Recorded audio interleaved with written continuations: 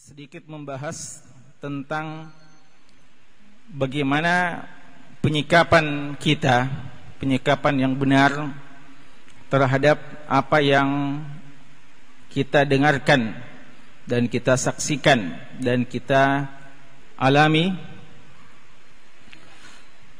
berkaitan dengan penistaan terhadap Al-Quran dan penghinaan kepada syiar-syiar Islam, para ulama kita dan seterusnya.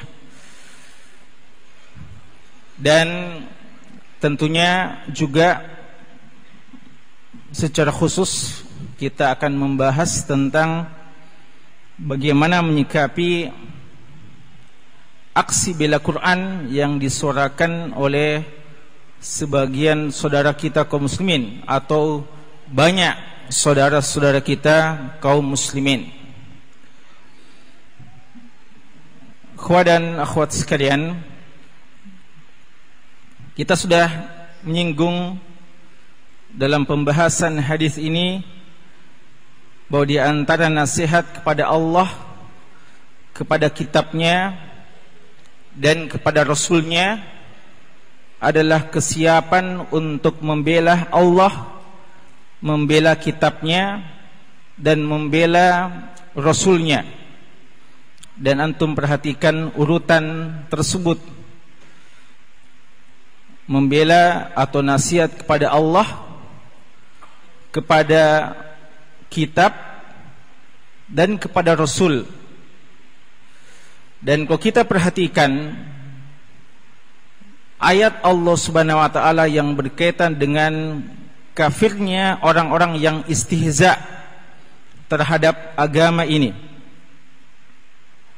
dan ini disebutkan oleh ulama kita dalam buku-buku mereka tentang riddah, hal-hal yang bisa membatalkan agama. Dan di antaranya yang terkenal Syekh Muhammad bin Abdul Wahhab rahimahullah, ketika beliau menyebutkan 10 nawaqidul Islam, dan salah satunya adalah istihza terhadap agama. Dan ayat yang dijadikan dalil oleh para ulama kita, termasuk oleh Syekh, adalah ayat yang Allah ceritakan tentang para munafikin dalam surat At-Taubah, di mana mereka waktu itu di perang Tabuk, mereka para munafikin yang tidak pernah serius untuk ikut berperang, bahkan sejak awal selalu menggembosi kaum muslimin untuk tidak ikut terlibat. La tamfiru fil har, jangan kalian ikut panas, dan juga perkataan-perkataan yang serupa. Dan mereka cuma bisa kerjanya menilai para mujahidin dan para ulama-ulama kaum muslimin. Waktu itu mengatakan haula'i qurra'una, mereka itu para qurra' kami, para pembaca Al-Quran, para penghafal Al-Quran. Dan qurra' di zaman itu dimaksudkan adalah para ulama. Dan ini diantara model orang munafikin sejak dulu hari ini. Kerja mereka adalah mencela para ulama, mengkritisi para ulama. Mereka katakan bahwa mereka itu para ulama adalah manusia yang paling arghabuhum butuna, yang kerjanya cuma makan saja, paling kuat kalau makan. Dan orang yang paling takut ketika bertemu dengan musuh. Jadi mereka katakan ulama itu seakan-akan kerjanya cuma berteori saja, ngajar saja, tapi kalau dalam peperangan mereka penakut dan kerjanya paling kuat makan. Itu tentu saja celaan dari para munafikin, padahal mereka lah sebenarnya yang bersifat dengan sifat seperti itu. Khusus sekalian, Allah Subhanahu wa ta'ala tidak membiarkan mereka terus berceloteh dan mengoceh. Allah Subhanahu wa ta'ala menurunkan ayatnya dan menyuruh kepada nabinya sallallahu alaihi wasallam untuk menyampaikan kepada mereka. Lalu mereka ketika turun ayat tersebut begitu takut, dan mereka datang meminta maaf kepada Rasulullah SAW dan waktu itu Rasulullah sudah di atas kendaraannya, lalu mereka memegang kendaraan Rasulullah dan minta maaf. Innama kunna nakhudu wa nal'ab, kami cuma memanfaatkan waktu senggang saja, waktu istirahat dalam peperangan. Wa nal'ab, dan kami cuma main-main, sendau gurau, bercanda saja, tidak ada maksud untuk mencela para ulama.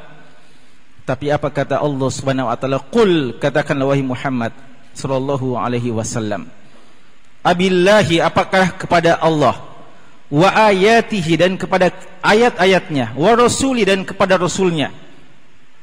3 hal. Allah, ayat-ayatnya, dan inilah kitabullah, dan rasulnya. Ini sangat relevan dengan hadis kita. Ad-dinun nasiha lillahi wa li kitabihi wa li rasulihi. Qul abillahi wa ayati wa rasuli kuntum tastahzi. Apakah kalian mau jadikan bahan candaan, bahan sendau gurau, main-mainan ayat-ayat Allah, ayat-ayatnya dan rasulnya? Tidak dilihat apa niatnya, tapi yang jelas mereka telah menyebut seperti itu. Bahkan mereka telah menyatakan bahwa mereka tidak serius dalam mengatakannya. La ta'tadhiru, kalian tidak usah minta maaf, ya. Qad kafartum, kalian telah kafir. Khusus kalian, jika saja orang-orang munafikin dan orang-orang yang mengaku sebagai umat Islam, atau mungkin memang orang-orang Islam yang awalnya memang Islam namun telah istihza, maka Allah mengatakan telah kafir ba'da imanikum, setelah dulunya beriman. Maka gimana lagi dengan mereka memang orang-orang kafir yang ditemani dengan para munafikin yang mengolok-olokkan ayat-ayat Allah, dan para ulama yang menyampaikan ayat-ayat Allah Subhanahu wa taala. Maka tentu saja seorang muslim yang memiliki ghirah akan marah karena Allah, untuk membela syiar-syiar Allah tersebut, membela Allah, membela kitabnya, dan membela Rasulnya.